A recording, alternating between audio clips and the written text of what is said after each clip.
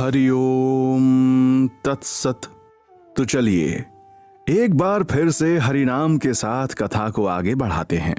पिछली बार हमने कथा शुरू की सतयुग और ब्रह्मांड की सृष्टि से। हमने बताया था कैसे भगवान विष्णु ने सृष्टि के रचयिता भगवान ब्रह्मा से सृष्टि का निर्माण करने की बात कही और कैसे ब्रह्मा जी ने मनसपुत्रों, सप्तऋषि और प्रजापति बनाए। और फिर हमने सुनी कथा प्रजापति दक्ष की, जिनकी सुपुत्री थी माता सती, जिनकी प्रजापति दक्ष भगवान शिव से शादी कराना चाहते थे। लेकिन जब चंद्रदेव को दिए हुए श्राप को शिव जी ने ठीक कर दिया तो दक्ष को अपना अपमान महसूस हुआ और उन्होंने तय किया कि अब हम अपनी बेटी का ब्याह इनसे नहीं करेंगे।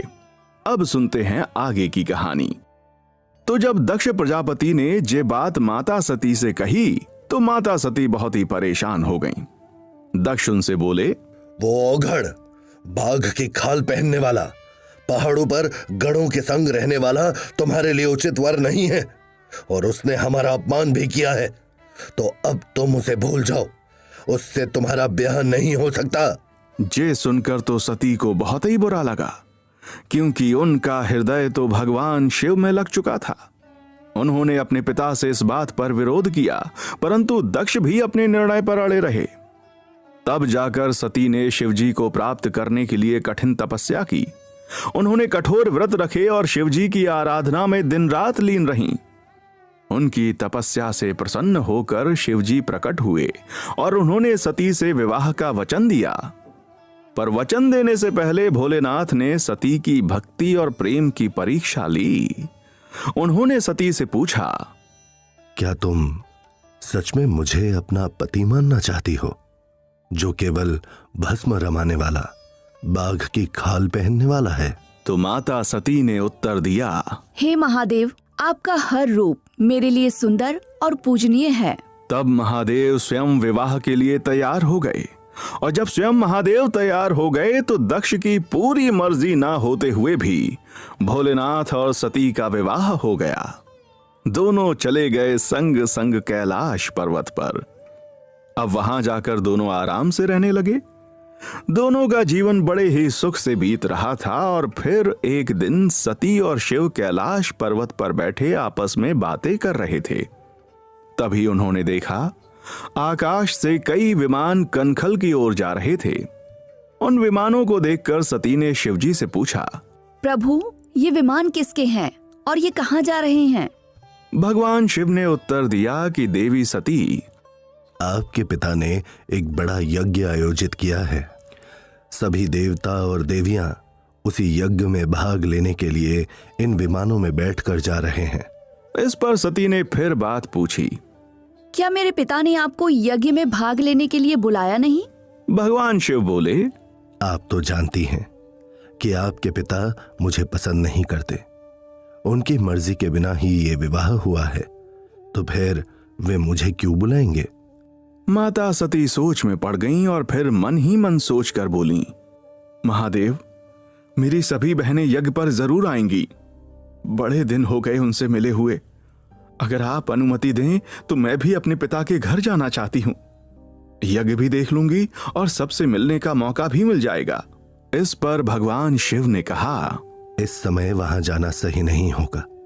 आपके पिता ने हमें वहां नहीं बुलाया है। कुछ सोचकर ही ऐसा किया होगा। वे आपको भी अपमानित कर सकते हैं। बिना बुलाए किसी के घर जाना उचित नहीं होता। परंतु माता सती नहीं मानी।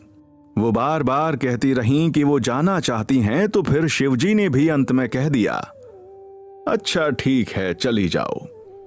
पर सती जब वहां पहुंची तो किसी ने भी उनसे अच्छे से बात नहीं की। दक्ष ने उनको देखा और पूछा, क्या तुम यहाँ मेरा अपमान करने आई हो? देखो, तुम्हारी बहनें कैसी सुंदर सुंदर आभूषणों और सुंदर वस्त्रों से सजी हैं। तुम्हारे शरीर पर कैसे साधारण कपड़े हैं। तुम्हें यहाँ नहीं आना चाहिए था। तुम्हारा पति बर्फीले पहाड़ पर निवास करने वाला और भूतों का स्वामी है। वो तुम्हें और क्या पहनाएगा सिवाय बाघंबर के। दक्ष प्रजापति की इस बात को सुनकर सती को बहुत ही बुरा लगा और उन्हें महादेव की कही हुई बात याद आ गई। वो सोचने लगीं कि शिव ठीक ही कहते थे, मुझे यहां पर नहीं आना चाहिए, लेकिन अब क्या हो सकता है, अब तो मैं यहां पर आ चुकी हूं। सती अपने पिता की बातें सुनने के बाद भी चुप रहीं और बिना किसी से कुछ बोले चुपचाप यज्ञ मंडप की तरफ चली गईं। उन्होंने यज्ञ अग्नि के पास जाकर देखा, जहां सभी देवता और ऋषि बैठे हुए थे और अग्नि में आहुतियां दी जा रही थीं। सती ने देखा कि सभी देवताओं का हिस्सा यज्ञ मंडप में बनाया गया था, लेकिन भगवान शिव का हिस्सा कहीं पर भी नहीं था। अब उनको बहुत ही बुरा लग रहा था। उन्हें समझ आया कि उनके पिताजी ने जानबूझकर शिवजी को इस यज्ञ से अलग रखा है।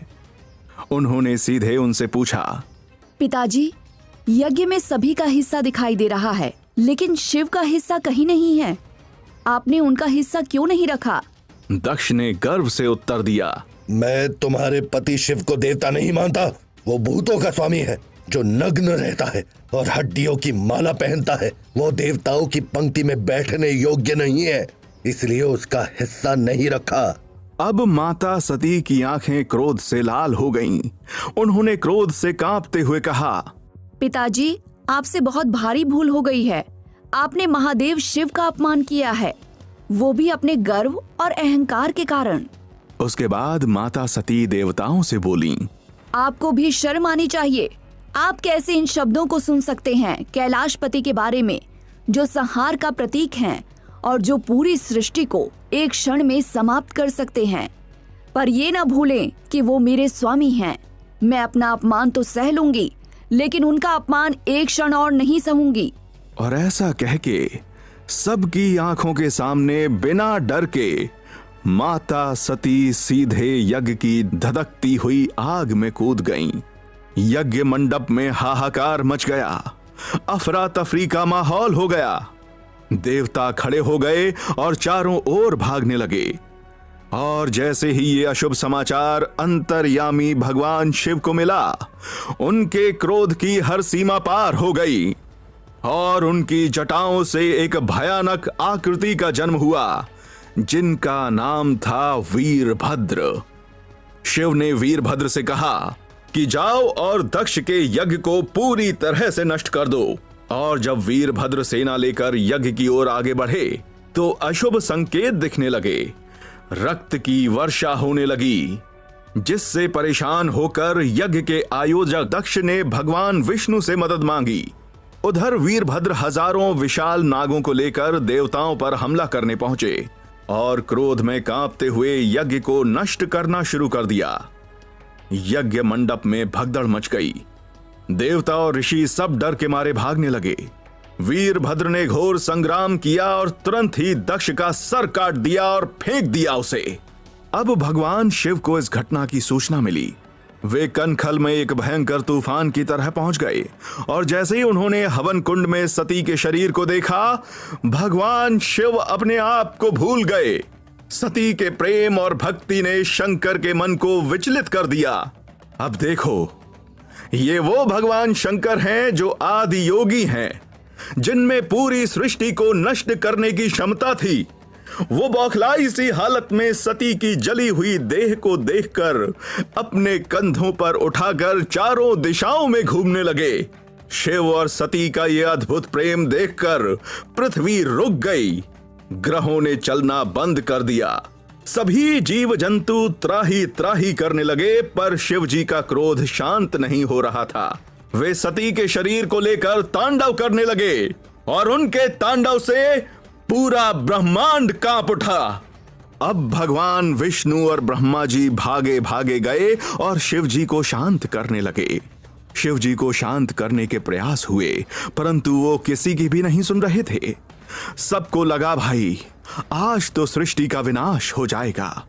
तो फिर सृष्टि को बचाने के लिए विष्णु जी ने अपने सुदर्शन चक्र से सती के शरीर के टुकड़े टुकड़े कर दिए और तब जाकर शिव जी का तांडव रुका।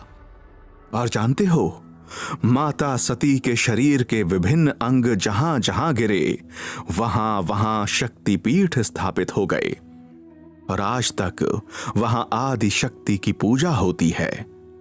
ये शक्तिपीठ सिर्फ भारत में ही नहीं, बल्कि भारत के बाहर भी हैं। जो देवी की शक्ति और ऊर्जा का प्रतीक बने।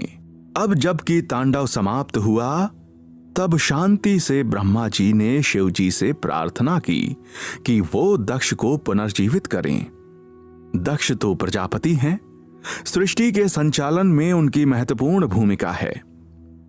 शिव जी ने अपने क्रोध को त्याग कर दक्ष को पुनर्जीवित कर दिया, परंतु उनके सिर के स्थान पर एक बकरे का सिर लगा दिया। दक्ष ने अपनी गलती के लिए क्षमा मांगी और सदा के लिए भगवान शिव के भक्त बन गए। तो ये थी माता सती और शिव जी की कहानी। सती आदि शक्ति हैं, जो शिव की शक्ति का स्रोत मानी जाती हैं। सृष्टि की उत्पत्ति, पालन और संहार में वो महत्वपूर्ण भूमिका निभाती हैं और शिव जी के साथ सदैव खड़ी रहती हैं। शिव और सती एक दूसरे के पूरक हैं और इसी कारण शिव को अर्धनारीश्वर भी कहा जाता है। शक्ति पीठों की पूजा में देवी के अलग अलग रूपों की आराधना की जाती है, जैसे कि काली, दुर्गा, कात्यायनी और कामाख्या। ये सभी रूप शक्ति के अलग अलग रूपों को दर्शाते हैं, जैसे कि विनाशक, संरक्षक और माता, जो कि ममता से भरी होती है। जिस भी भक्त को अवसर मिले उसे शक्ति पीठों का तीर्थ जरूर करना चाहिए। जैसे कलकत्ता का काली घाट, यहां सती की दाहिने पैर का अंगूठा गिरा था। देवी काली की यहां विशेष पूजा होती है। फिर है वैष्णो देवी जम्मू में, यहां सती का मस्तक गिरा था।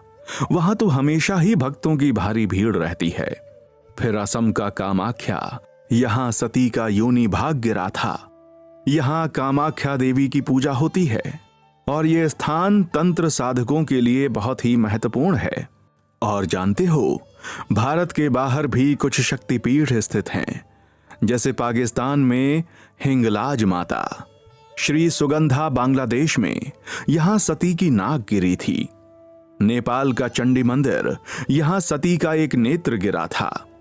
इंद्रकीलाद्री श्रीलंका में और कुमारी बांग्लादेश के चटगांव में। और कुछ ऐसे स्थान भी हैं जो शक्तिपीठ और ज्योतिर्लिंग दोनों हैं, जहां शिव और शक्ति साथ ही निवास करते हैं, जैसे वैद्यनाथ ज्योतिर्लिंग और उज्जैन महाकालेश्वर और हरिसिद्धि मंदिर। अब समझने की बात यह है कि शिव और सती का संबंध केवल दैवीय नहीं, बल्कि हमारे जीवन का सार भी है। शिव बिना शक्ति के पूरे नहीं हैं और शक्ति बिना शिव के अधूरी हैं। और जब ये दोनों साथ आते हैं, तभी सृजन, पालन और विनाश का चक्र ठीक से चल पाता है। हमारे जीवन में भी ये जो संतुलन है ना, बैलेंस, यही संतुलन बहुत ही आवश्यक है। हम सभी में शिव और शक्ति रहते हैं। एक ओर मेहनत, ज्ञान और स्थिरता के प्रतीक हैं शिव, और दूसरी ओर सृजन की शक्ति, ऊर्जा और हमेशा चलते रहने की शक्ति हैं सती। जब ये दोनों संतुलित होते हैं, तभी जीवन में संतोष और सफलता प्राप्त होती है। तो चलो, इसी आशा के साथ हम अपने जीवन में शिव और शक्ति का संतुलन बनाने की कोशिश करेंगे। हम आज की कथा यहीं पर समाप्त करते हैं। सतयुग की और कथाओं के लिए अगले एपिसोड में हम सुनेंगे विष्णु के प्रथम अवतार की कथा।